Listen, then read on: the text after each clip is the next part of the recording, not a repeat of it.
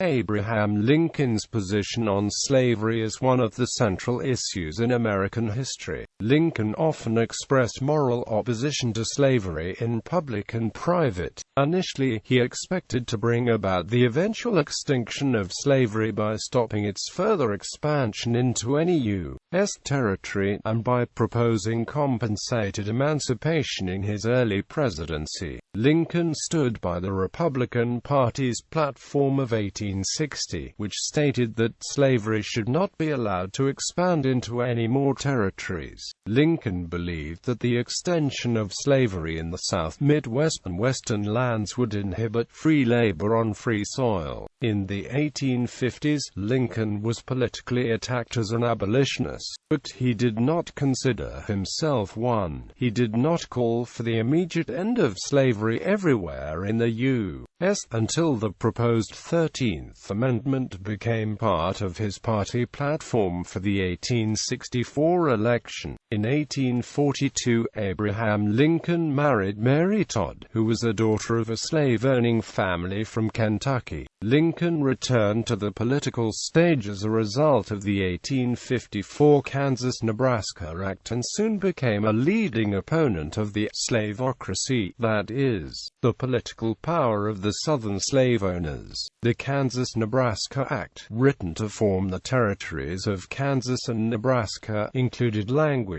designed by Stephen A. Douglas, which allowed the settlers to decide whether they would or would not accept slavery in the region. Lincoln saw this as a repeal of the 1820 Missouri Compromise, which had outlawed slavery above the 36-30 parallel. During the American Civil War, Lincoln used the war powers of the presidency to issue the Emancipation Proclamation, which declared all persons held as slaves within any state or designated part of a state, the people whereof shall then be in rebellion against the United States, shall be then, thenceforward, and forever free, but exempted border states and those areas of slave states already under Union control. As a practical matter, at first the proclamation could only be enforced to free those slaves who had already escaped to the Union side. However, millions more were freed as more areas of the Confederacy came under the Union's control. Lincoln pursued various plans to voluntarily colonize free blacks outside the United States, but none of these had a major effect. Historians disagree over whether or not his plans to colonize blacks were sincere or political posturing. Regardless, by the end of his life, Lincoln had come to support black suffrage, a position that would lead him to be assassinated by John Wilkes Booth.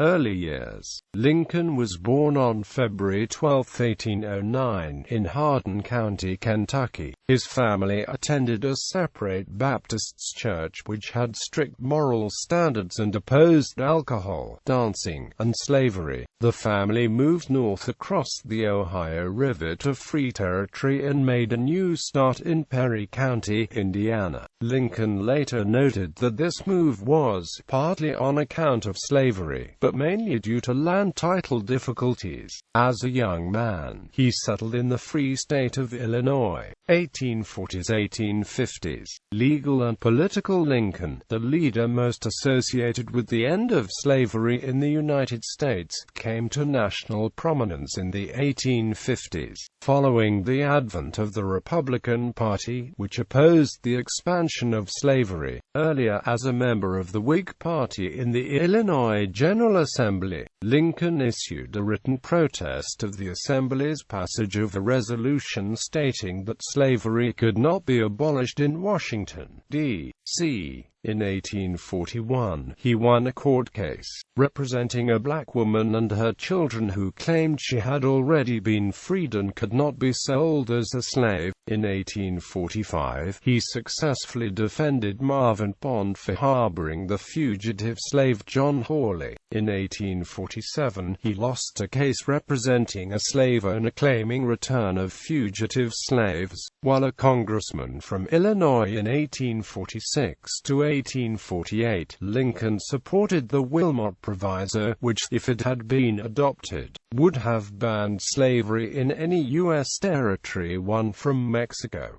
Lincoln, in collaboration with abolitionist Congressman Joshua R. Giddings, wrote a bill to abolish slavery in the District of Columbia with compensation for the owners, enforcement to capture fugitive slaves, and a popular vote on the matter. Lincoln had left politics until he was drawn back into it by the Kansas-Nebraska Act of 1854, which allowed territories to decide for themselves whether they would allow slavery.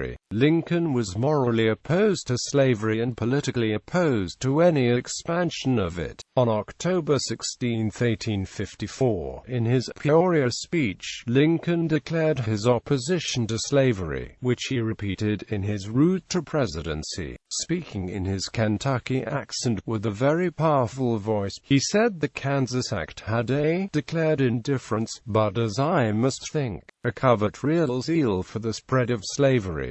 I cannot but hate it.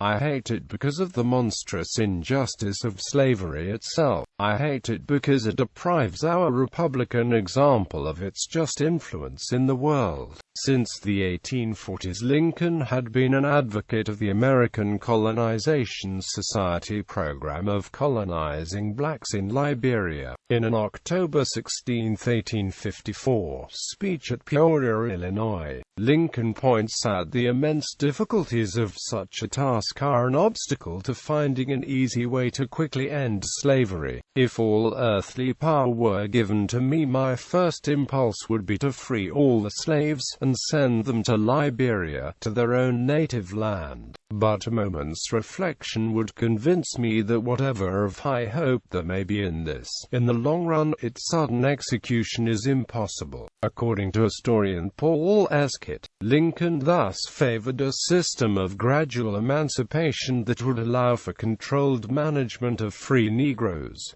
Letter to Joshua Speed. In 1855, Lincoln wrote to Joshua Speed, a personal friend and slave owner in Kentucky, "You know I dislike slavery, and you fully admit the abstract wrong of it. I also acknowledge your rights and my obligations under the Constitution in regard to your slaves. I confess I hate to see the poor creatures hunted down, and caught, and carried back to the stripes and unrewarded toils, but I bite my lip and keep quiet." In 1841, you and I had together a tedious low-water trip on a steamboat from Louisville to St. Louis. You may remember, as I well do, that from Louisville to the mouth of the Ohio, there were on board 10 or a dozen slaves, shackled together with irons. The sight was a continued torment to me, and I see something like it every time I touch the Ohio, or any other slave border. It is hardly fair for you to assume that I have no interest in a thing which has, and continually exercises, the power of making me miserable. You ought rather to appreciate how much the great body of the Northern people do crucify the feelings, in order to maintain the loyalty to the Constitution and the Union. How can anyone who abhors the oppression of Negroes be in favor of degrading classes of white people? Our progress in degeneracy appears to me to be pretty rapid. As a nation, we began by declaring that all men are created equal. We now practically read it, all men are created equal, except Negroes. Quote, when the know-nothings get control, it will read, all men are created equal, except Negroes, and foreigners, and Catholics. Quote, when it comes to this, I should prefer emigrating to some country where they make no pretense of loving liberty, to Russia, for instance, where despotism can be taken pure, and without the base alloy of hypocrisy. Lincoln-Douglas debates 1858. Many of Lincoln's public anti-slavery sentiments were presented in the 7 Lincoln-Douglas debates of 1858 against his opponent, Stephen Douglas, during Lincoln's unsuccessful campaign for a seat in the U. Senate. Douglas advocated popular sovereignty and self-government, which would give the citizens of a territory the right to decide if slavery would be legal there. Douglas criticized Lincoln as being inconsistent, saying he altered his message and position on slavery and on the political rights of freed blacks in order to appeal to the audience before him, as Northern Illinois was more hostile to slavery than Southern Illinois. Lincoln stated that Negroes had the rights to life, liberty, and the pursuit of happiness in the first of the Lincoln-Douglas debates. Publicly, Lincoln said he was not advocating Negro suffrage in his speech in Columbus, Ohio on September 16, 1859. This might have been a strategy speech used to gain voters, as Douglas had accused Lincoln of favoring Negroes too much as well. A fragment from Lincoln dated October 1, 1858, refuting theological arguments by Frederick A. Ross in favor of slavery, reads in part, "As a good thing, slavery is strikingly peculiar in this, that it is the only good thing which no man ever seeks the good of for himself. Nonsense. Wolves devouring lambs, not because it is good for their own greedy maws, but because it is good for the lambs." 1860 Republican presidential nomination. The Republican Party was committed to restricting the growth of slavery, and its victory in the election of 1860 was the trigger for secession acts by Southern states. The debate before 1860 was mainly focused on the Western territories, especially Kansas, and the popular sovereignty controversy. Lincoln was nominated as the Republican candidate for president in the election of 1860.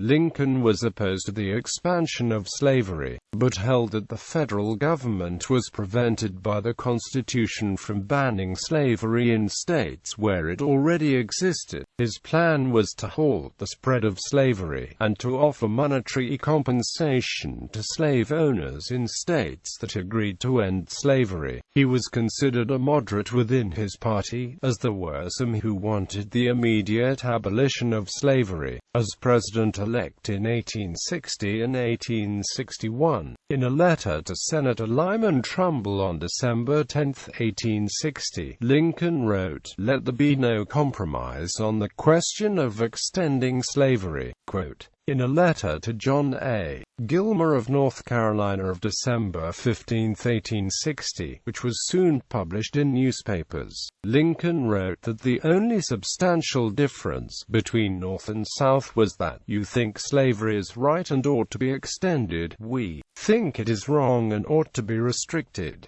Lincoln repeated this statement in a letter to Alexander H. Stephens of Georgia on deck, on February 22, 1861, at a speech in Independence Hall in Philadelphia, Pennsylvania. Lincoln reconfirmed that his convictions sprang from the sentiment expressed in the Declaration of Independence, which was also the basis of the continued existence of the United States since that time, namely, the principle or idea in the Declaration giving liberty, not alone to the people of this country, but hope to the world for all future time. It was that which gave promise that in due time the weights should be lifted from the shoulders of all men, and that all should have an equal chance.